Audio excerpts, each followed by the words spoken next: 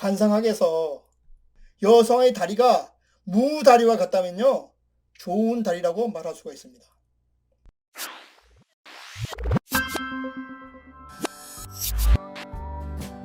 안녕하세요. 도전의 한수 엄태범TV입니다. 오늘 도전의 한수는요, 나이 들어서 자식에게 대접받는 여자의 관상에 대해서 오늘은 한번 말씀을 드려보겠습니다. 우리가 나이가 들어서요, 자식한테 대접받으면서 산다는 것은 굉장히 행복한 일입니다. 요즘 50대 이상을요, 낀 세대라고 이야기합니다. 이들 낀 세대는요, 부모에게 효도하고 봉양하는 그런 세대를 말하는 겁니다. 그러나 정작 본인들은 자식에게 의지하지 않고 경제적 자립을 통해서 부부끼리 노년을 보내겠다는 그런 생각을 가지고 있는 사람들입니다.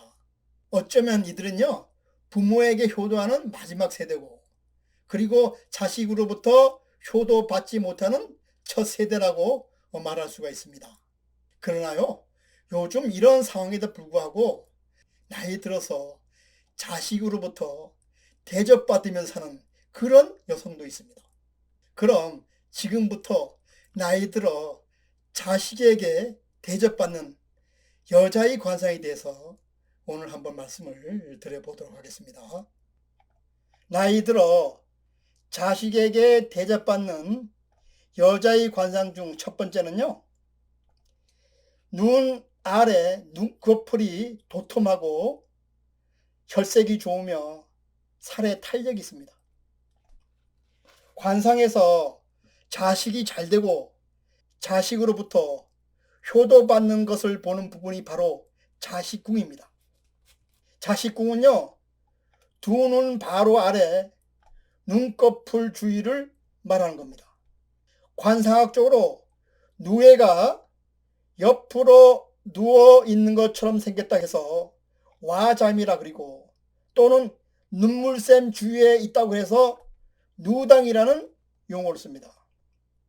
오늘 방송에서는요, 시청자분들이 쉽게 알아들을 수 있도록 와잠이나 누당이라는 용어를 쓰지 않고 자식궁이라는 용어를 통일해서 쓰도록 그렇게 하겠습니다. 우리는 이 자식궁을 통해서요, 자식의 유무와 자식 복의 유무, 그 자녀의 운기 등을 종합적으로 관찰하게 됩니다. 이곳 자식궁은요, 약간 도톰하고 누에가 옆으로 누워있듯이 볼록 튀어나온 것이 좋은 관상이라고 말씀드릴 수 있습니다. 관상학에서요, 이 자식궁이 풍만하고 탄력이 있으면요, 자식이 훌륭하게 되고 어미에게 효도하는 그런 자식이 된다 그랬습니다. 그러나 자식궁이 부풀어서 이와 같이 물주머니를 매다른 것과 같다면 무자지상이라 그래서요, 자식을 두지 못할 그런 사람이라고 이야기했습니다. 요즘 자녀가 없는 중년 또는 노년 분들을 보면 이런 모습을 한 사람들을 심심치 않게 볼 수가 있습니다. 또한 자식궁은요, 스태미너를 보는 부분입니다. 신장, 방광, 자궁 등의 기능이 좋지 않으면요, 기력이나 정력이 떨어져서 이곳에 다크서클의 그림자가 드리워지게 됩니다.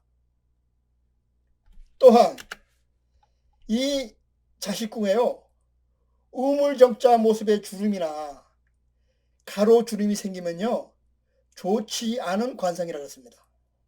만약 이런 주름이나 상처가 있을 경우에는요, 자식에게 어려움이 닥칠 수 있으니까 각별히 조심해야 된다고 관상서에는 표시하고 있습니다.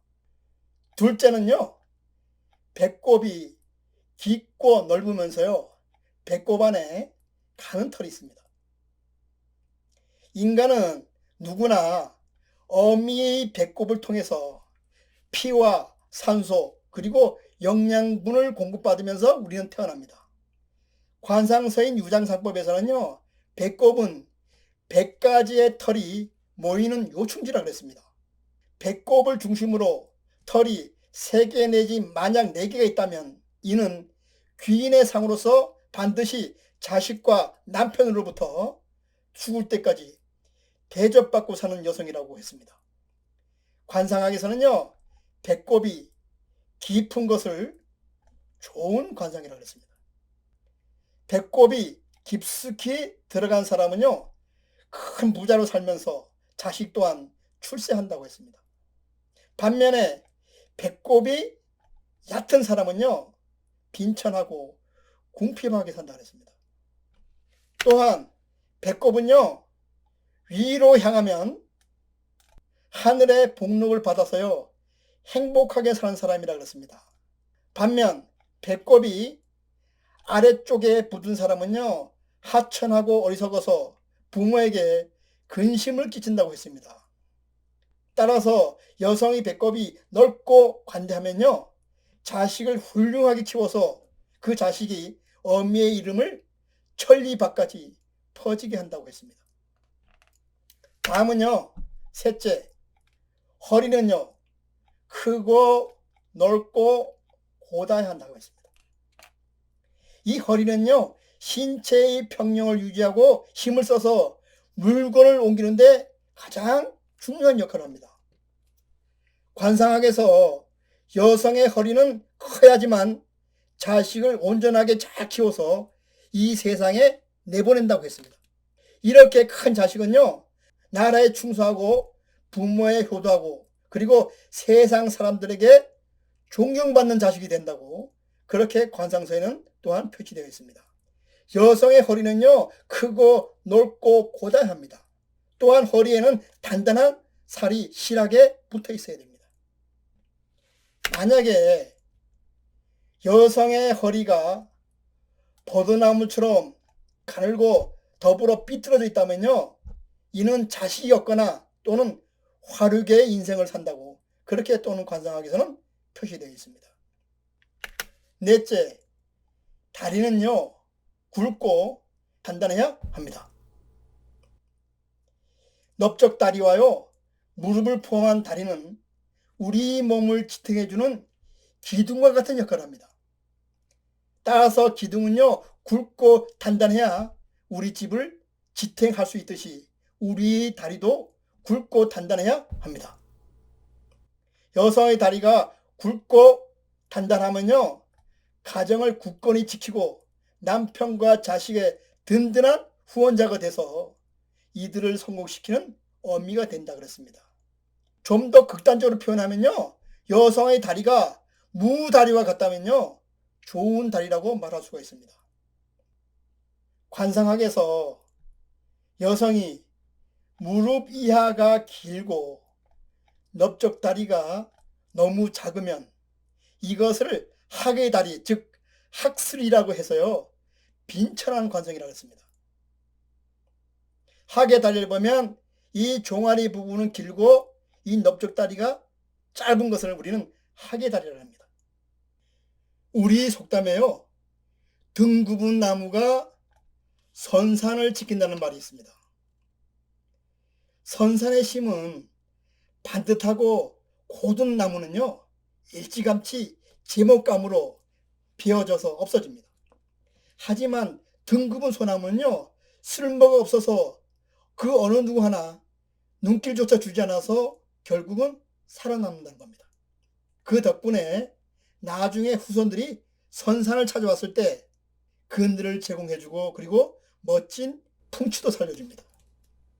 우리의 부모님들은요, 어려운 삶에도 불구하고 논 팔고 밥 팔고 심지어는 선산까지 팔아가면서 우리의 자식을 대학까지 보냈습니다. 그리고 취직해서 장가 갈 때까지 모든 것을 우리 부모님들은 헌신을 합니다. 그럼에도 불구하고 그 잘난 자식은 자기가 잘해서 성공하고 출세했다고 이야기합니다. 늙고 무식하고 병든 부모를요, 거추장스러운 존재로 느낍니다. 그리고 살가운 전화 한 통도 하지 않습니다. 그러나 돈이 없어서 대학도 못 가고 부모님 밑에서 농사일이나 걸던 구박덩어리 그 자식은요, 끝까지 부모님 곁에 남아 부모님을 복양하며 삽니다. 이런 못난 자식이 부모님한테 물 한 모금 떠드리고 그리고 곁에서 부모님의 임종을 지켜봅니다. 오죽하면 우스갯소리로 아주 잘난 자식은요, 나라의 자식이고 그 다음으로 잘난 자식은 장모님의 자식이고 못난 자식만이 내 자식이란 말이 나오겠습니까? 사람과 사람 사이에도 보이지 않는 오솔길이 존재합니다. 이 오솔길은요, 사람이 다니지 않으면 점차 흐릿해지고 결국 그 오솔길은 사라지게 됩니다. 자식과 부모의 관계도 이와 비슷합니다. 우리가 통상 자식 복이 있다 그러면요, 자식이 그럴듯한 직장에 다니고 돈도 많이 벌고 그리고 출세한 사람을 우리는 자식 복이 있다 이렇게 말합니다. 물론 이렇게 된 것도 자식 복이 있는 겁니다. 그러나 이보다 더 높이 치는 자식 복이 있습니다. 그것은요, 잘난 자식이든 못난 자식이든 부모님을 찾아와 한 번이라도 더 손을 잡아주고요, 따뜻한 말 한마디를 해주는 그런 자식을 둔 사람이 진짜 자식 복 있는 사람이라고 생각합니다. 아무쪼록 우리도요, 우리 부모님이 살아계실 때 한 번이라도 더 찾아뵙고 따뜻하게 말 한마디 해주고 손 한번 잡아줄 수 있는 그런 자식으로 살아야 되겠습니다. 그럼 오늘 고전의 한 수는요, 여기서 마치고 다음 시간에 다시 찾아뵙도록 하겠습니다.